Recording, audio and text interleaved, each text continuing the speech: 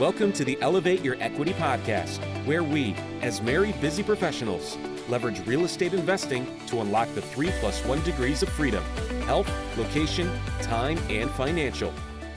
Today, we've got Mr. Chris on the show. How are you doing today, Chris? I'm doing amazing. Thank you so much, Derek. I appreciate you having me as a guest on the podcast. I'm looking forward to it. Absolutely. We'll tell some great stories and share some lessons. Yeah, that sounds great. And just for the audience, I'm going to go ahead and introduce Chris. He's earned 2 advanced degrees and spent 15 years in the corporate world before leaving to pursue his passions. And he started creating multiple income streams through multifamily real estate investing back in 2018. And he recently released his first book, which is called Renting from My 6-Year-Old, which is an awesome title, which details his transition from corporate employee to investor and also explains the methods that he used to teach his daughter to be financially free. And then, of course, Chris is a husband, father, coach, author, speaker, attorney, an Ironman, black belt, and a golfer. So quite a diverse range of backgrounds. And so it's an honor to have you on the show. Well, let's go ahead and get started here. So the first thing I'd like to start out with on all of our guest interviews is, how did you find yourself interested in real estate investing? How did that whole thing pop up for you? Like a lot of folks, I was looking for an exit strategy from the corporate world, plain and simple. I was interested in developing a real estate portfolio when I was going to go and buy a bunch of single family houses and build up the portfolio that way. And I just talked to some folks who I knew were in real estate, and they put me in contact with other folks. And I just got pointed, gently nudged a little bit to learn more about multifamily and investing in apartments. I went to some meetups and just developed relationships with some people who put these deals together and just started investing. I did some serious education, targeted education, books and podcasts and meetups and what have you before I got comfortable. And then I just invested as much as I could because I liked what I saw. I liked the folks who were doing it. I liked the folks who were around me, my fellow investors, and it just seemed to be a win-win. So I haven't looked back, and I do it as much as I possibly can now.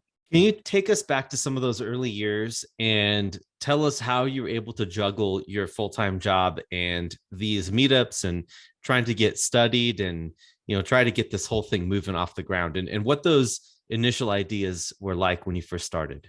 I was a longtime corporate employee, 15 years, and I thought I was just going to work my way up the corporate ladder like a lot of folks do. I mean, that was the lesson that I was taught when I was little. Get that education, go get those great corporate jobs one after another, climb the corporate ladder, buy a house and get a 401k. And I did all that, to a certain level of success. But I was looking for something more. And honestly, I was very concerned about leaving that comfort zone of the corporate world and the paycheck, or just trying to do something else to invest my money, right? I was taught, get the 401k and keep my mouth shut. But I knew there was a lot more. And I started talking to some folks who did all those more things. And it really helped me get comfortable with that, because I didn't think I was going to leave the corporate world. I thought I was going to be there my entire career. For me to take a lot of the money that I had saved, weekly paychecks and what have you, take that money and go invest in an apartment, writing a $50,000 check, that was a huge, big damn deal, Derek. All right. And I was scared because it was just something that was so foreign to me, earning money in my sleep, earning money a different way, not trading my time for money. Those were all new concepts to me as far as being put into action. I knew about those things theoretically, but then actually doing them was something significantly different. But here's how I got comfortable with it. I saw other people doing it and being successful at it. And I got comfortable with the education, reading books, the podcasts and the meetups, and just really focusing on doing something different. I had this fear of moving forward, but I also had this fear of doing nothing. And I felt that the fear of doing nothing was worse than the fear of moving forward. So I had to get my mindset right of doing something a little different to make money and really help my family financially and really create a different path of income with the multiple income streams. That's great. That's great. I wanted to ask you too, because, part of the show is geared toward financial freedom, but one of the things I want to touch on here is legacy, right? Because building a business up where you have your entire family involved in something that's going to last beyond what you have, that's a dream of all the investors that at least I've spoken with over the years. Did you have that approach when you were starting to learn about investing, when you were hustling and this was your side gig? Did you have that legacy building type thing at the back of your mind? Or, start talking through for us how we should start approaching legacy building as we also look at approaching real estate investing for the first time? Yes, I absolutely had a legacy idea in my mind before I started the investing. That was really the last straw for me as far as getting into the real estate. Look, like I said, I was going to be a long-term corporate employee climbing a corporate ladder, but everything changed when I had kids. I wanted to spend more time with them. I wanted to leave them something after I was gone. And it dawned on me that no matter how high I climbed the corporate ladder or how long I worked in a corporate career, there's nothing that I could leave to my kids as far as a legacy goes in that space, right? Even if I became a CEO, they could not succeed me when I was done, retired, or dead. It just doesn't work like that. They would have to go through the same stresses, the tuition, the hard work, and gain that education, and then gain all that experience and work a long time before they had that opportunity. And I could not just leave them money, because if they did not know what to do with the money, they were just going to spend it and blow it and be gone. It's not a long-term multi-generational thing. So getting into real estate, developing a portfolio, and teaching my kids how to create those types of income streams was absolutely the biggest point of me getting into this to begin with. I did not want them to go through the same things that I went through. I did not want them to be chained to their computer or to their cubicle or to their office or whatever. I wanted to give them opportunities that they would not have known about otherwise, or taken a long time to learn. So I wanted to give them more than what I had growing up. I was taught, get that job, get the job, get the job.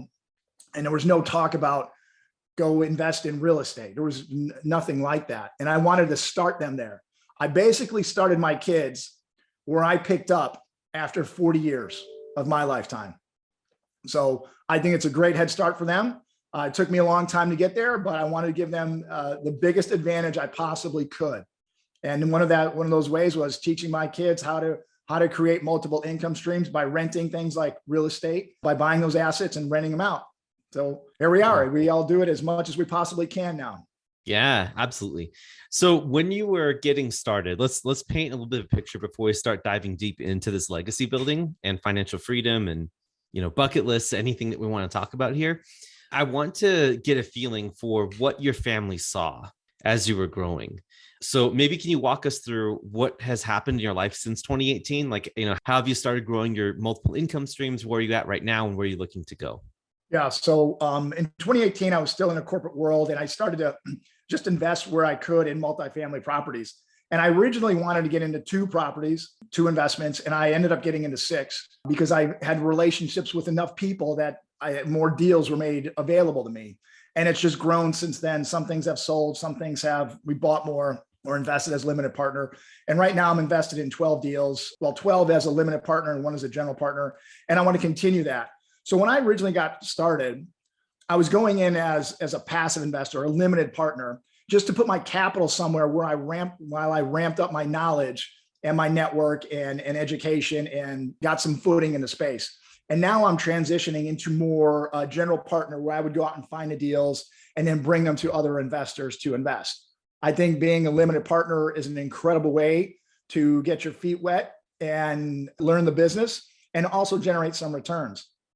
Now it's interesting because the turn rate, the total hold period from the time an apartment is bought to the time that it's sold could be somewhere between 2 years and 5 years. And there's some outliers outside of that. Well, now 2, 3, 4 years after I bought them, I'm going to have at least 4 properties that sell this year, and returns will all be over 100%. Some things have sold in prior years for quicker, shorter return. And some things are going to be longer hold, but I'll have at least 4 properties, investments that'll sell. And those will be 100% return. I can turn around and either double my investments in as limited partner, or turn those into more general partner, where I would go out, general partner investments, where I go out and find deals. And I think that's more of the way I'm going to go. But an important thing to note here is that I've got investments in the form of cash and IRAs. And with the cash ones, those are more will be geared towards going in as a general partner into future deals. Whereas the IRA investments, the investments that I made in apartments with my IRAs and my wife's IRAs will be turned into more limited partner investments. So they'll be double down on future apartments as an investor in someone else's deals. Love So that. there's a lot of different things going on, and it's great. Had no idea about any of this stuff 5, 6, 7 years ago. Yeah, that's awesome. Yeah, I think that snowball effect is really real, right? Like a lot of, being able to take the returns, like, especially when I explain to people that you put 25% down on a rental property, right? This is back when we were working in single family realm. And, let's say the property grows over the course of 3 years from being worth $100,000 to 125. Well, you've actually doubled your money because you've put $25,000 in on the down payment and you own all of the appreciation. And then you're able to take that appreciation plus your original cash and then roll it into the next investment, which is then twice as big, right? And so it's really cool to think about all the leverage that way. And as the leverage increases and as the buildings and the sizes and the number of units increase, so does the cash flow too. And so that's something that is super exciting that it sounds like maybe your kids have started to pick up on, or maybe you've been trying to explain that to your family, and it has been a cornerstone of your legacy building with your family. Absolutely. They're definitely picking up on that. And you mentioned the leverage about the, leveraging the income and the gain from the properties. It's not only that, it's also leveraging the tax benefits. Because if you were to go in as a purchaser and buy a property, let's say the property's $100,000 and you put $25,000 down on the property. Well, the bank puts in the other $75,000, but guess what? You as the purchaser, you get 100% of the tax benefits of the depreciation. The bank doesn't get anything, even though they put in 75% of the money. So great leverage, whether that's, getting a loan, the appreciation, but also the tax benefits for sure. That sounds great. So this question's been burning in my mind ever since I saw the title of your book. It is, how were you able to explain investing at this level to a 6-year-old? Obviously, they must know something if you're renting from them. So let's explore that a little bit. Yeah. So the title of the book is Renting from My 6-Year-Old. And honestly, there's no way I could have taught my kids, my 6-year-old, anything about real estate or anything about passive investing or anything like that. I had to show her how it worked. All right. So I had to get her to go through the emotions of the fear, the doubt, the anger, the disbelief. I had to make her go through all the emotions that I went through when I became an investor, and the same things that most investors go through when they transition from or supplement regular wage income with investment income. Okay, because we learn about something. We have our comfort zone. How we would generally make money, whether that's in a job or what have you. And then we learn about something else. And the first thing is like, you know what? I don't know about that. That doesn't sound right. And then they learn a little bit more, and that can't be right. They get angry. I got angry. How come I didn't know about this stuff before? There's no way I'm going to give you my money and you're going to give me twice as much back in a few years. That's not possible. You don't know what you're talking about. I'm going to go back to where I was comfortable. And I was that way for a little bit. And turns out that my daughter was the same way. So the whole premise of the book is that I took my education, which is pretty lengthy. I went to college, I went to law school, I went to business school. I took my educational experience, my corporate world experience, which is about 15 years. And then I took my investing experience and I crammed it into this program or this plan that I could walk any investor through or any potential investor through. And I started with my 6-year-old. So if a 6-year-old can do it, anybody can do it. But there's direct parallels to what she went through, to what I went through, and to what almost all investors go through. So I essentially turned her into a household employee. We're all employees at some point. I gave her jobs and I paid her a wage. She's earning wages every week. And I gave her the opportunity to buy something around the house, to spend her capital that she earned in her job to buy something around the house. In this case, the first thing that she was offered was the family toaster for $25. So she had to work many weeks to earn $25. And then I gave her the opportunity to buy that and then collect $1 in rent from that. So you think about that. So we have somebody who's working a job for a wage. This is all she knows. She gets the opportunity to buy an asset and collect rent. But in exchange for that rent, the weekly rent, she's got to give up something that is her sense of security. Not only is it her sense of security, but she could go use that money to buy toys. So why would she buy an asset, a toaster, instead of toys? Well, she eventually understood that. She eventually moved forward with that after a lot of hesitation, and she hasn't looked back. She gets money now through investing her money in a capital assets around the house and collects rent. She no longer has those jobs she was making a little bit of money on, because now she has assets that she makes a lot of money on. So, this is a direct parallel to what happened to me and what happens to a lot of investors. We start with a wage. Now, it could be a huge wage. In my case, it was pretty damn big. So I had to give up the comfort of these wages for the opportunity to do this. And that jump was very scary. Very scary for me, very scary for my 6-year-old, and very scary for a lot of folks. So big psychological jump to go from the comfort of something that we've always been doing and what we were taught to doing something completely different. And I'm not looking back, doing it as much as I possibly can. And it's giving me a lot more time and freedom to go do other things.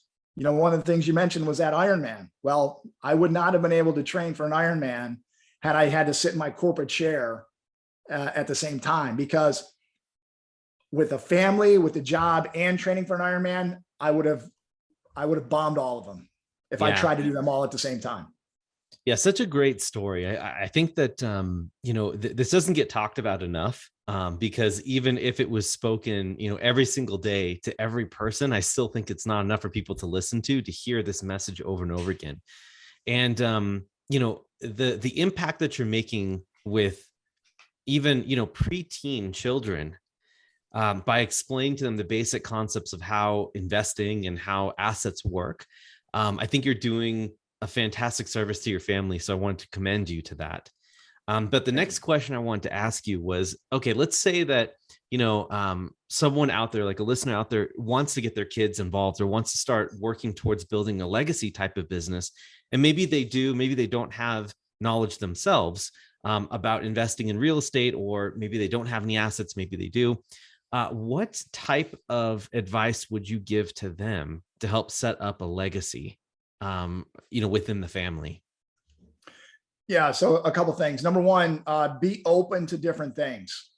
I think the biggest problem a lot of people have is just being closed-minded as to how to make income, how to really do things differently.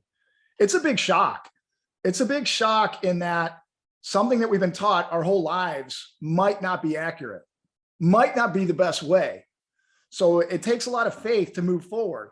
But luckily, real estate or anything else you want to do, there are very successful people who are willing to help, and they're willing to help for free. All you have to do is reach out. Certainly there are paid programs, but there's a lot of people who will do this stuff for free. There's a lot of books, a lot of podcasts, a lot of meetups where you can go get a ton of information on any subject you want to learn about. But the first step, which is the key step, is knowing that there's something else out there. So what I would recommend and suggest is just have an open mind and take the first couple steps to learn some other things you can do to really create that legacy. Think about it. You could build a business in a very little amount of time, a little amount of effort over many years that really can be handed down to your kids and to their kids and to their kids and to their kids.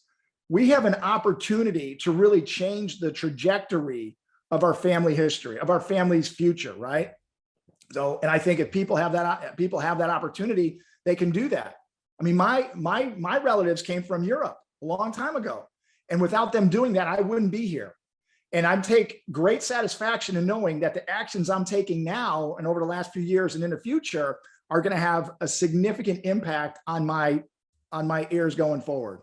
So definitely know that there's other options out there, and take the step of reaching out to folks and getting that targeted education. Let's talk a little bit about what legacy enables for your family. What are you guys looking to do in terms of bucket list adventures? And maybe you can talk a little bit more about how that's changed from when you were in the corporate world to now, what your life looks like. So maybe you can comment on what it is that you guys are planning to do together, and how this whole legacy piece ties in with what you guys are looking forward to doing. Yeah. So our perspective is a lot bigger now. My wife and I both had corporate jobs, and we used to go to work, collect our checks, and set like one big vacation a year and some small weekend trips during the year. And we also had a house in a suburb, and it was very nice, but it was the same as any other house in any other suburb, honestly. When we started to realize the trajectory of the finances and what's possible once we took uncomfortable steps, the future became pretty limitless. Okay. The house that we were living in became expendable. Everything that stood in our way from the lifestyle that we currently had to the lifestyle that we wanted became expendable, because we realized that we don't need this house. We don't need this location. What do we really want to do? There are a lot of things that we would change, and we've taken steps. For example, we sold our house, and now we're renting in the same general area. And the reason we're doing that is simply to wait until my youngest girl gets out of the preschool that we love, and then we are free to roam around the country wherever we want to go. Well, we both like it really warm. We both like the beach. We both like views. We both like golf. We both like being outside. And our kids love all those things as well. So we are looking to move to that type of area, and we have another year and a half to do that. So we went from really focusing on this particular house for the long term until my daughters went away to school or whatever they were going to do, to really thinking about, okay, what is more of the lifestyle that we want, and how do we put all of those amenities and the lifestyle? How do we create the lifestyle we want? And without taking that scary step of moving from the corporate world to the investment world, that would not be possible. Yeah, absolutely.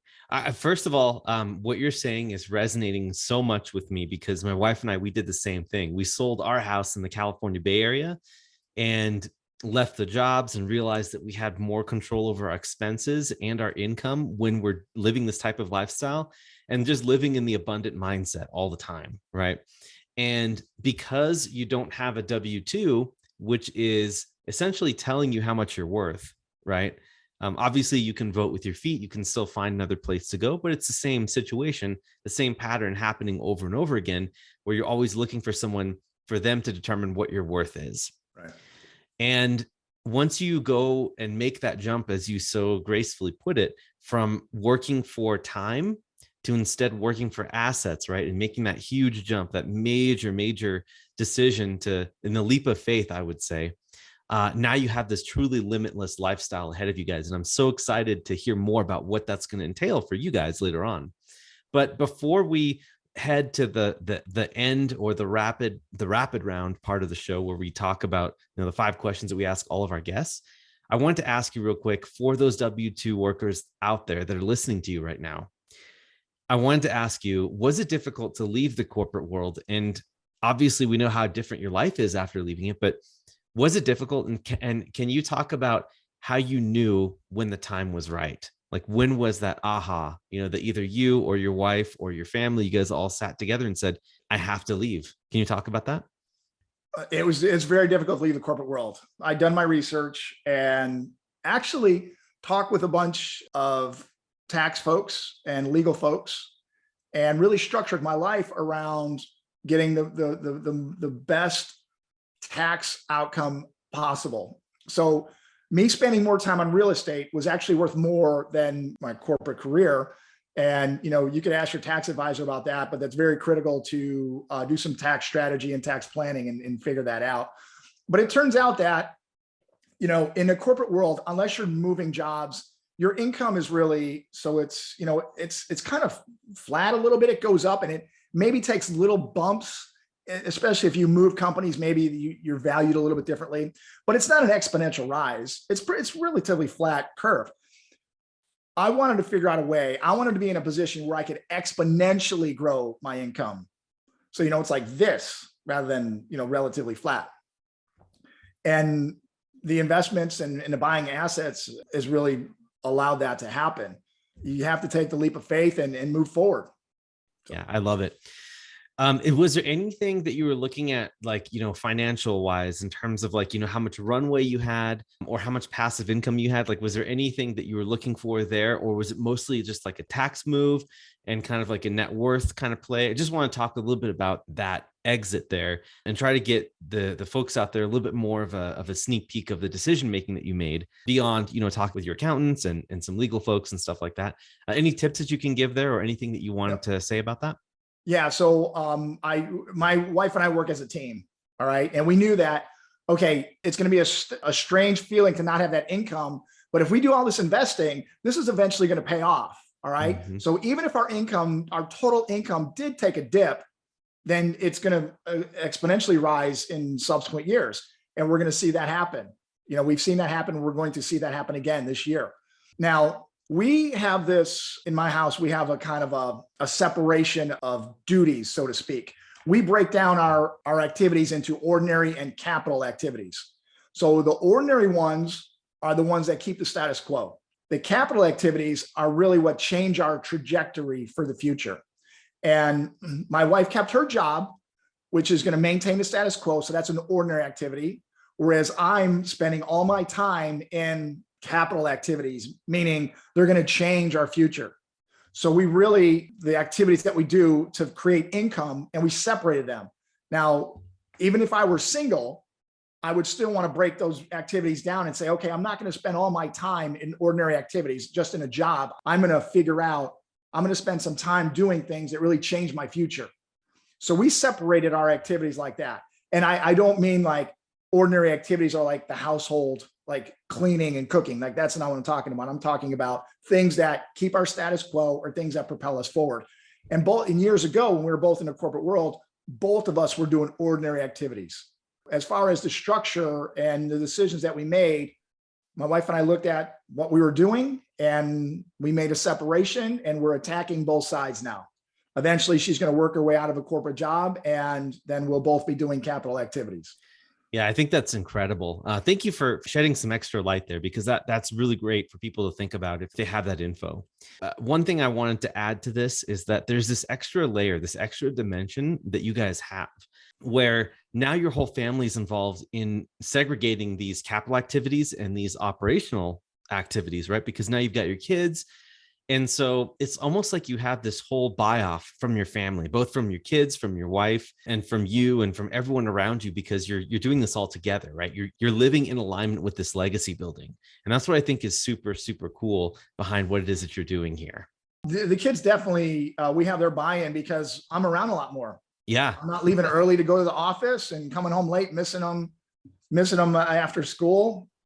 I definitely have more time with them, and I coached one of their volleyball teams. I'm able to spend so much more time doing those kind of things that I would not have the capability of doing otherwise.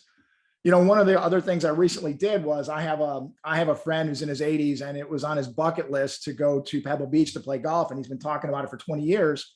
And I've been nagging him about it. Well, he's had a lot of health problems over the years and family issues. And he was finally able to go. And we booked that trip, and we went in January. So if I had a corporate job, I'd really have to think about, well, should I be going to do this, or should I save that time for my family, save my vacation time for my family? And it was a no-brainer to go and experience something like that. To be there for someone else's bucket list, I think, is more important than to be there for our own bucket list items. So investing into assets has given me the freedom to be able to go and do things like that and really appreciate and enjoy them. Mm-hmm. I can tell so far that your mindset has grown a lot, right? From being a soloist to now being someone that works with a bunch of other individuals. Yeah. And I think that, a lot of people that are scared of making the jump from the corporate world to something like what you're doing right now, is very much of that, right? Because it's all on you now, right? It's all on you to make that. The super powerful combination that you have is being together with your wife on this. And that's why we love talking about spouses on this show, is that your spouse can help you achieve your dreams, right? Or your collective dreams. When I say your, I mean both you and your wife's dreams, to do whatever it is that you want to do. As long as your dreams are in alignment, you guys are both willing to make sacrifices to make it happen, right? Yeah. And that legacy piece is just huge, because what are you trying to do? You can be rich and alone, right? Like if you spend all your time just doing real estate investing, but then you don't have someone to share it with, that's very unfortunate. So that's why we like to talk about the couples dynamic here. And final thought on this before we end up going into the rapid round is that there is no better combination than a W-2 and a real estate professional married under one house. The joint tax return becomes way favorable, because all of that accelerated depreciation, all of that, the tax benefits, they come directly to you and can be used to offset all of the taxes you are paying with the W-2, which is a super cool combination. Please, for your listeners out there, please do talk with your CPA, because it is a very complicated process to get qualified as a real estate professional. And the IRS is definitely looking at these more and more. So make sure that your CPA and you are comfortable around that qualification as well. So yeah, and Derek, I love that you mentioned that. One of the things I would just super duper stress is you have to tax plan. All right. The tax planning you do now applies to next year's taxes. It's too late now to do anything for last year's taxes. So definitely get involved with a tax advisor, with a legitimate, good tax advisor, and really structure your life around the tax code and not vice versa. All right. Don't go about your daily life and then apply the taxes later. Figure out what the tax code says, and then you arrange your behavior around that. And that makes a world of difference. Yeah. I think that's a really good distinction there, Chris. I think that for those of you who are listening out there, I think once you get 2 or 3 assets under your belt, it starts to get to be a point where when you hire a CPA, they will pay for themselves. Trust me. If you have someone to be able to ask questions, you've got to start talking with them, or even talking with people before you get started with your real estate portfolio to see where you want to head to. Either way, I think it's worth, if you don't have a CPA on your team or you don't know anyone, you got to start taking action on that right away. Yep.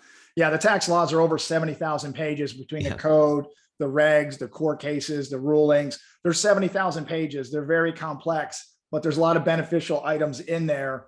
And if the tax code only said thou shalt pay X amount of tax, it would not take 70,000 pages. So get the advice, get with a tax strategist, tax advisor, CPA, or tax attorney, and get yourself structured the right way.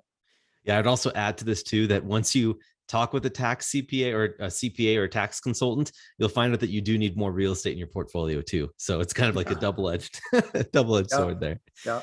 All right, cool. Well, thank you so much, Chris, for all your great wisdom here. I know that our listeners have picked up a lot of great knowledge about setting up legacy wealth building for their families. And so now what we're going to do is we're going to go into the rapid round segment of the show before we end out. Okay. But I will say that we do like to keep our answers within 30 seconds if you can, but I'm not keeping a timer. So just do what you can. Sometimes we'll riff off of them. All right. Exciting. Number 1, what book has had the biggest impact on you and why? And we ask that it not be Rich Dad, Poor Dad, or the Bible, because we get those all the time. I get that. Back in college, and this had nothing to do with college, I read How to Win Friends and Influence People by Dale Carnegie. Absolutely recommend that book. It changed my outlook towards people. And it's just been a very much more friendlier world. And I have better relationships because of that book, How to Win Friends and Influence People. Excellent. Classic. Number 2, if people wanted to emulate your success, what do you think is the first actionable thing that they could do to follow in your footsteps? Think outside the box and realize that there's so much more to life if you're willing to take those steps. Face the fear and go through the fear, because there's a lot more waiting for you on the other side. Yeah, beautiful. These self-limiting beliefs, they are killers, right? Yep. Number 3, what is one tool, process, or hack in the last 3 to 6 months that you found that's helped you save time and or effort? I get ready the night before. So I don't do a morning routine. I do a nighttime routine. So I know what I'm doing when I wake up in the morning. And if I get a great night's sleep, I conquer the day. If I get a good workout in the morning. So my nighttime routine of preparing what I'm going to do the next day, great night's sleep, work out in the morning, I can conquer the day. I'm going to throw something out there too, also for the listeners and for you, Chris, is that something that you may be aware of or maybe not. In the book, The Power of Habit, or maybe it was that book, I can't remember exactly, but there was a book out there that when you write down what it is that you want to do, or right before you go to bed, your brain starts working on that unconsciously, and you get to take it off of your conscious brain, right? Because let's say you have a million things to do in the middle of the day, and you're stressed out because you have all these things. Well, if you write them down on a piece of paper, you can prioritize them. You can see like which ones you need to tackle, and then your brain just gets to work on it and trying to solve the problem subconsciously while you sleep. So just absolutely a quick love hack that there. Love that. Thank you very much. Yeah, it's like a recipe for success. Just follow the recipe. You've got everything written down and go. No need to create it. Yep. Don't use that brain power for anything else if it's written down. That's right. Number 4, if the people you know had to describe you with one word, what do you think that word would be? Determined. Determined. I love it. That's a good word. Number 5, last question. What small thing do most people not know about you? Oh my gosh. I will do almost anything. I do not like the cold though. How about that? You don't like the cold? I grew up in Chicago, and I was outside in the snow and cold playing hockey all day long. I can't do it anymore.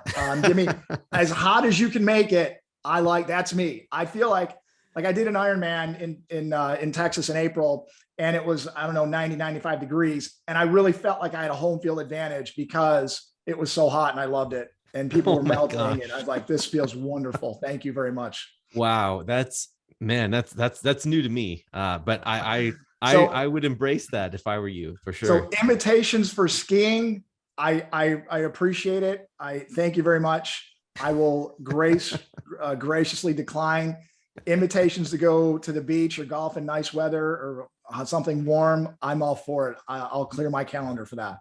It sounds awesome. All right, cool. Well, thank you so much, Chris, for being on the show. But before we go, why don't you tell the audience a little bit more about how they can learn what you have going on, or your books or your website, anything you want. Go ahead and I'll give you the stage. Yeah. So thank you very much, Derek. Yeah. Please reach out to me. We mentioned the book before. The name of the book is Renting from My 6-Year-Old.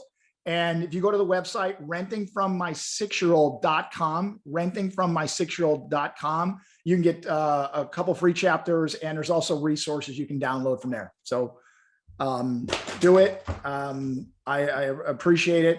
There's a lot of great things in the book, a lot of great lessons for not only kids, but also adults. It's the story that I went through. It's my journey from employee to investor, and the same thing for my daughter. So I think it's a great read for anybody who wants more out of life. Excellent. Thank you so much, Chris, for coming on and talking about legacy, bucket lists, financial freedom, leaving the corporate world. I know there's a lot of people out there that are definitely looking to achieve what you're doing. And I think that you've given them a lot of great tips to be able to move in that direction. So thank you once again for coming on. Yeah. Thank you very much, Derek. And thank you very much for everyone who's listening to this or watching this. I wish you all the best in life. And I know you can do it. Just keep going, ask questions, take those next steps. Thank you. Ditto. And for all of those listeners who did make it all the way to the end here, I really appreciate you. And if you like what you heard, please engage with us. Like, comment, subscribe, do anything that you can to engage with us so that we can find our way up the algorithm and appease those algorithm gods so that we can get more and more exposure to more incredible guests like Chris, and then also get our message out to other people just like you. So hopefully this was useful. I had a lot of fun here talking with Chris, and I know that you guys did too, also listening. So Chris, thanks again for coming on, and we will see you guys all next time. This is Derek. We are signing off. Thank you so much. Thank you.